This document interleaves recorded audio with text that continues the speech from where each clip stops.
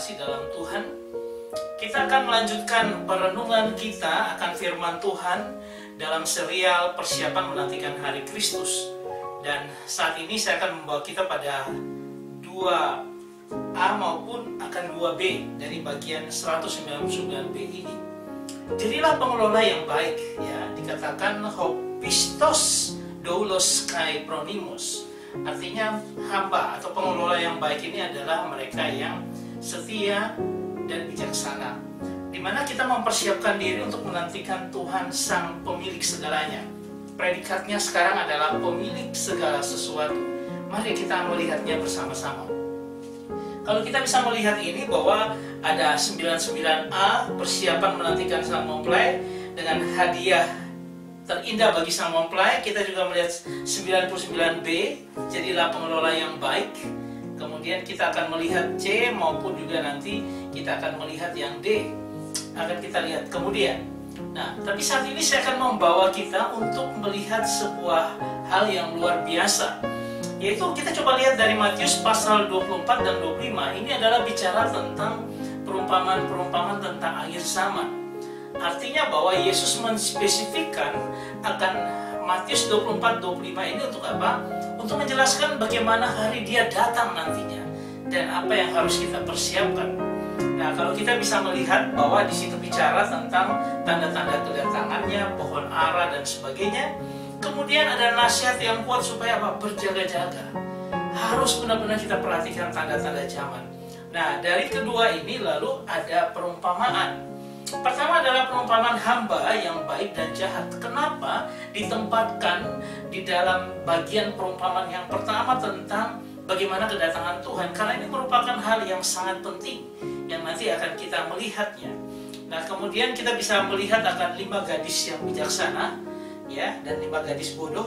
Kemudian kita juga bisa melihat perumpamaan tentang talenta. Mengapa ini begitu penting? Karena Tuhan apa? Tuhan dalam predikatnya sebagai pemilik segalanya meminta investasi yang Dia berikan dalam kehidupan kita. Dia akan menuntut pertanggungjawaban itu di akhir zaman ketika Dia datang. Nah, sehingga itu akan membawa kita kepada bagian yang terakhir, yaitu bukan perumpamaan, tetapi ini merupakan gambaran tentang bagaimana pemisahan antara kambing domba, ya, atau gandum dan ilalang. Ya, tapi yang akan menjadi fokus kita adalah 3 bagian ini, tetapi saya akan mengambil 2 saja dari sini, di mana Tuhan yang kaya yang mempercayakan, tetapi Dia juga menuntut sesuatu dari kita. Nah, ini harus menjadi perhatian kita karena apa? Ini adalah persiapan kita untuk menanti kedatangan Dia. Bagian pertama sudah tentang mempelai, bagian yang kedua tentang tanggung jawab kita kepada Tuhan yang mempunyai segalanya. Ya, kita akan melihat yaitu 2 hal, yaitu hamba yang baik dan jahat maupun talenta atau God investment, Tuhan yang berinvestasi dalam kehidupan kita. Nah, itu kita bisa melihat pertama adalah pada bagian A ini, di mana saya akan mengajak kita untuk melihat tentang perumpamaan tentang talenta. Nah, perumpamaan tentang talenta ini di Matius 25 ayat 14 sampai dengan 30. Ya, dikatakan di sini tentang apa yang disebut dengan talenta. Anda tahu 1 talenta sama dengan 6.000 dinar. Sedangkan dinar adalah upah kerja sehari. Kalau hari ini kita bilang upah kerja sehari 100.000, coba kita kalikan bahwa itu yang paling minim, di mana dapat 600 juta. 1 talenta 600 juta. Berarti kalau 5 talenta itu 3M. Itu merupakan nilai yang luar biasa. Sehingga apa? Kita bisa melihat bahwa Tuhan ini memberikan sebuah investasi yang luar biasa kepada para hamba-hambanya. Apakah itu talenta? Dalam Matius pasal 25 yang dikatakan, sebab hal kerajaan sorga sama seperti seorang yang mau berpergian ke luar negeri, yang memanggil hamba-hambanya dan mempercayakan hartanya. Jadi talenta itu bicara tentang sesuatu yang diberikan, kapasitas yang diberikan oleh Tuhan kepada hamba, karena dia akan ke luar negeri dan dia mempercayakan hartanya itu kepada mereka. Nah, apa yang dimaksud dengan hamba dari tuannya? Hamba di sini adalah sifatnya pasif, karena inisiatif itu dari tuannya yang akan berpergian dan dia mempercayakan hartanya kepada para hambanya. Jadi hamba ini sifatnya pasif, tetapi semua talenta, semua mendapat talenta, tidak terkecuali. Bahkan hambanya yang mungkin paling malas pun dia tetap kasih 1 talenta. Jadi ini yang bisa kita lihat, dan kata hamba di sini adalah dalam bentuk kata doulos, ya. Ya, itu adalah a slave, bondman, man of servile condition, ya. Dimana itu dikatakan dengan budak dengan semua kondisinya, dimana dia tidak berdaya dan dia harus taat kepada tuannya. Coba kita lihat. Tetapi budak ini mempunyai kesanggupan atau kemampuan yang berbeda satu dengan yang lainnya, yang ditanamkan oleh tuannya ke dalam kehidupan mereka. Nah, konteks kekinian adalah kita bicara tentang pendeta, vikaris, presbiter, pengurus pelkat, komisi yang bertugas multimedia, atau apapun yang bisa kita kerjakan pada hari-hari ini, pengajar dan sebagainya. Ya, ini adalah apa yang kita bisa lihat dari hamba daripada Tuhan. Sedangkan Tuhan itu seperti apa? Ini saya membuat relasi antara Tuhan dan hamba supaya kita mengerti posisi kita seperti apa. Nah, Tuhan itu adalah delegate responsibilities. Artinya dia mempercayakan tanggung jawab atas hartanya kepada hamba-hamba itu. Jadi dia memberikan kepercayaan, delegasi tugas kepada hamba-hambanya. Ini Tuhan yang sungguh luar biasa, karena dia memanage semua hamba-hambanya dan juga dia memberikan kepercayaan kepada mereka. Kepercayaan yang diberikan ini sangat besar karena disertai power, kuasa untuk melakukan apa saja. Bayangkan dengan 3M, dia bisa mengerjakan banyak perkara, dia bisa investasikan, dia bisa mengerjakan pekerjaan-pekerjaan yang besar. Bahkan kalau 1 talenta saja nilainya 600 juta, bayangkan power yang dia punya. Ya, jadi dia memberi kepercayaan yang luar biasa. Nah, tetapi Tuhan ini juga adalah dia depend on their abilities. Artinya apa? Dia tidak memaksakan sesuatu kepada anak buahnya tidak sesuai dengan kemampuan. Tapi dia tahu kapasitas mereka sehingga dia memberikan tanggung jawab sesuai dengan kemampuan mereka. Bayangkan Allah kita tahu masing-masing dengan talenta-talenta kita. Dan dia hanya percayakan talenta itu, lakukanlah tanggung jawabmu dengan talenta itu. Nanti kita akan melihat sebuah film yang luar biasa. Kemudian bagian yang ketiga adalah settle account with him. Jadi artinya dia akan duduk bersama-sama dengan mereka dan membuat perhitungan, pertanggungjawaban dari kapasitas yang sudah dia berikan. Saya katakan hati-hati di sini. Kenapa demikian? Karena Tuhan itu akan menuntut pertanggungjawaban dari setiap apa yang dia sudah berikan dalam kehidupan kita. Jadi jangan sekali-kali kita mengabaikan akan talenta yang Tuhan sudah berikan. Dan masing-masing orang, apalagi orang-orang percaya, diperlengkapi dengan pekerjaan yang baik yang Tuhan sediakan bagi kita. Berarti kita bisa melakukan banyak perkara besar untuk orang lain, untuk memuliakan akan nama Tuhan. Dia akan duduk dan dia akan menuntut pertanggungjawaban. Dan yang ketiga, ketika dia katakan good job, well job, artinya apa? Penilaian untuk menentukan kehidupan kita yang baik di hadapannya. Dia tahu segala sesuatu dan dia akan melihat apa yang kita kerjakan dalam kehidupan kita. Saudara yang terkasih, saya akan mengajak kita untuk melihat sebuah film yang luar biasa, yaitu film Schindler's List, di mana kita akan melihat bagaimana perjuangan daripada satu orang dengan tanggung jawab yang besar. Ini adalah bercerita tentang seorang pengusaha dari Jerman pada tahun 44 itu, di mana dia melihat kekejaman luar biasa Nazi Jerman terhadap orang Yahudi.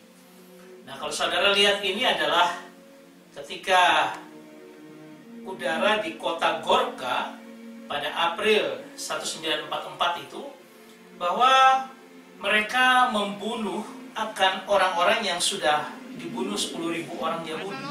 Kemudian diambil kembali untuk apa? Untuk dibakar, tidak bisa ditanamkan begitu saja.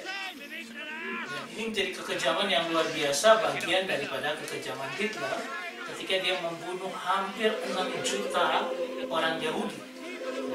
Di sini mereka disuruh menggali kembali dan membakar jenazah-jenazah atau mayat-mayat yang ada.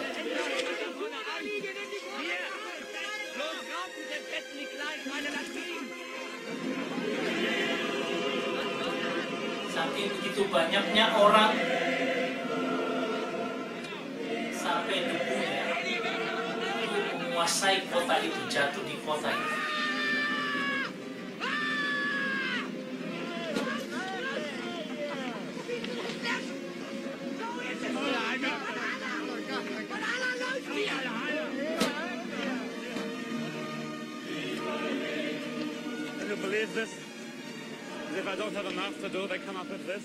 Dan Oskar Schindlerlist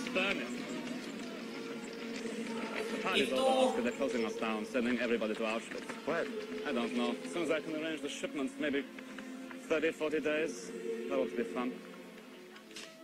nah ini adalah bagian daftar dari orang-orang yang dia cari untuk apa? Untuk menyelamatkan mereka.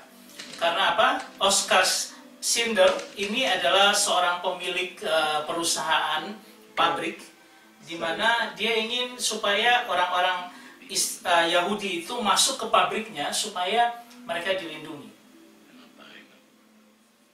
Nah, dia terpaksa membeli mereka dengan dana dia yang dia punya, uang yang dia punya, tiap-tiap nyawa itu dia beli, ya, supaya apa? Seolah-olah masuk supaya kerja di pabriknya. Tapi itu sebenarnya adalah untuk menyelamatkan mereka. Ya, seorang dengan tanggung jawab yang besar dalam masa-masa yang sulit. Nah, dia dibantu dengan temannya yang adalah orang Yahudi.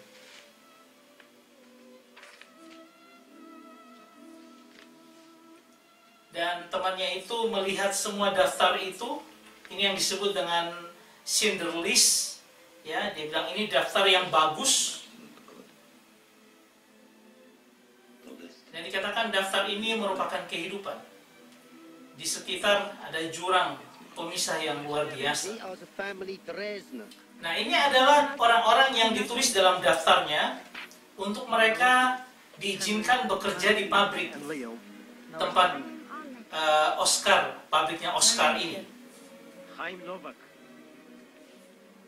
Volkan, Markus, Michael Lempel. Ini temannya Isaac Sturm. Rebecca and Joseph Bau. Nah, orang-orang yang masuk dalam daftar itu lalu diangkut dengan kereta ke pabriknya daripada Oskar Schindler ini.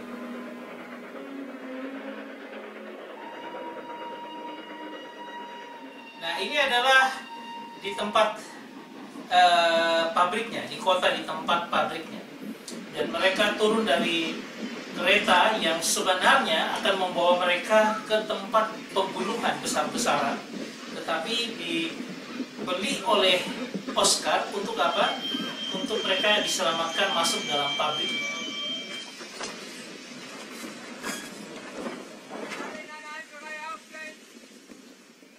You'll be pleased with the level of efficiency I get from these workers. Kutzin, under my command, was the envy of every other commandant in the labor camp system. The prisoners, however, they would have rather been somewhere else. Jadi orang-orang ini, mereka dibawa dari rumah mereka dan dijadikan budak. Mau di apapun, dibeli atau apapun bisa dilakukan. Nah, ada satu kereta yang mengisi orang-orang wanita, para wanita, perempuan, yang juga harusnya tiba di kota itu. Ya, ini hanya orang tua dan laki-laki. Nah, ternyata ada sedikit kesalahan dan yang bagian perempuan itu masuk ke kota Auschwitz. Dimana kita tahu bahwa Auschwitz ini adalah kota pembunuhan besar-besaran terjadi bagi kaum Yahudi. Di sini adalah terminal akhir pembunuhan 6 juta orang Yahudi. Nah, yang perempuan-perempuan ini sampai di sana dan mereka akan dibunuh juga. Tetapi Oskar tidak tinggal diam dan dikatakan mereka ini adalah pekerja-pekerja untuk Oskar Schindler, sehingga apa? Oskar terus mencari mereka dan membebaskan mereka. Nah, nanti kita akan melihat dalam kelanjutannya. Tetapi di sini kita bisa melihat seorang tokoh yang luar biasa yang memberikan dirinya, mengabdikan dirinya untuk orang lain. Ya, kalau kita bisa melihat bagaimana luar biasanya seorang tuan yang mempercayakan talenta, kemampuan yang ada. Dan Oskar ini menggunakan itu untuk apa? Menolong orang-orang Yahudi yang akan mati. Dan dia masukkan ke dalam pabriknya supaya mereka tetap hidup. Ya, ini adalah tanggung jawab besar yang dilakukan untuk apa? Untuk memberi kehidupan bagi orang lain. Ya, kisah ini luar biasa sekali dan itu harusnya menjadi sebuah inspirasi bagi kita bahwa di akhir zaman ini Tuhan memerlukan hamba-hambanya yang melakukan banyak hal untuk memuliakan Dia, untuk memelihara kehidupan, bukan malah untuk menghancurkan kehidupan. Karena apa? Setiap kita akan berulang kembali kepada Bapa dan mempertanggungjawabkan setiap talenta kita, setiap kapasitas, capability yang Tuhan berikan dalam kehidupan kita. Mungkin dengan situasi yang ada sekarang bisa kita lakukan adalah dengan apa? Kita menelpon, mengunjungi atau melakukan komunikasi via telepon, handphone dan sebagainya, mendoakan orang. Karena apa? Kan kita tidak bisa bertemu. Tetapi yang bisa kita lakukan untuk apa? Untuk menolong dan menopang orang lain. Bahkan kalau ada kelebihan kita, berbagilah dengan orang yang saat ini sangat memerlukannya. Itu merupakan tanggung jawab kita. Itu merupakan talenta yang Tuhan berikan bagi kita. Tapi dari kisah daripada talenta ini ada sesuatu yang menarik. Ada pertanyaan, kenapa yang 10 talenta, dia dapat 5, dia perbanyak 5, akhirnya apa? Yang 1 talenta ini diambil kembali oleh tuannya dan disuruh tambahkan kepada yang 10, punya talenta 10. Kenapa tidak diberikan kepada orang yang mengembangkan 2 menjadi 4, lalu ditambah 1 lagi menjadi 5? Tetapi diberikan kepada orang yang memiliki 10. Saudara, ini dikatakan seperti ini di dalam The Messiah, dikatakan gini, take the dozen and give it to the one who reached the most, and get rid of this who won't go out on a line. Ya, jadi ini mau dikatakan begini, bahwa Tuhan itu melihat seberapa jauh kita mempertaruhkan hidup kita untuknya.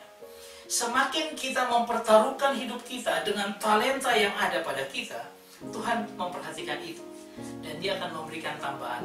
Bukankah dikatakan jikalau kita dipercayai perkara yang kecil, maka kita akan diberikan perkara yang besar. Jadi Tuhan ini melihat seberapa jauh kita mempertaruhkan hidup. Kalau kita betul-betul mempertaruhkan risiko hidup kita, seperti Oscar Sinder ini, maka apa yang dikatakan bahwa dia mendapatkan hal-hal yang luar biasa yang nanti kita akan lihat pada akhir daripada bagian film itu. Nah, bagi yang bermain aman, Tuhan bilang singkirkan. Kenapa? Orang yang bermain aman tidak akan kemana-mana. Saudara yang terkasih, ini mau menunjukkan kepada kita hati-hati dengan hidup kita, dengan apa yang sudah Tuhan anugerahkan. Pakai itu untuk kemuliaan Tuhan, lakukan yang terbaik untuk memuliakan akan namanya dan melayani orang lain. Saya berharap ini memberikan kita semangat untuk menyongsong kedatangan Tuhan dengan cara kita mempersiapkan diri kita dengan menggunakan talenta kita sebagai pertanggungjawaban kita nantinya di hadapan Tuhan. Saya berharap ini menjadi berkat bagi kita. Tuhan memberkati.